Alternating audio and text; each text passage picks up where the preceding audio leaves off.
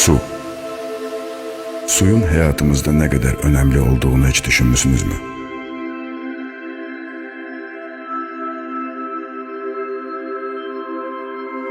Qoynunda oturmağı sevdiğimiz təbiətin bu kadar canlı ve güzel olması için,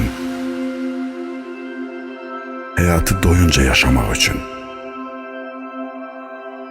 hareket etmek için, hayattan zövq almak için,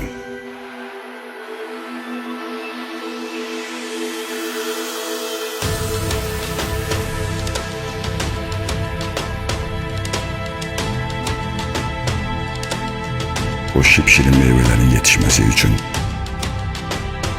analarımızın sevgiyle pişirdiği o leziz yemeklerin hazırlanması için,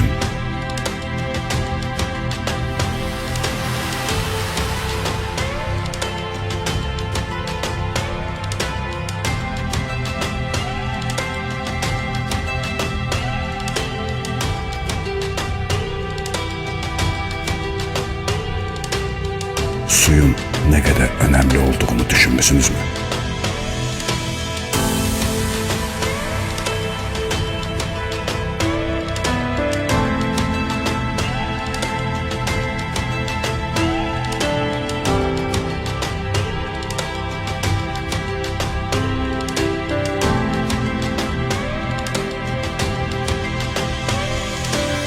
İndi ise bir günlük hayatınızda suyun hiç olmadığını təsəvvür edin. Baxdıqca doya bilmədiyimiz göllərin, çayların quruduğunu, sərinliyindən və ləzzətindən həzz aldığımız bulaqların tükəndiyini,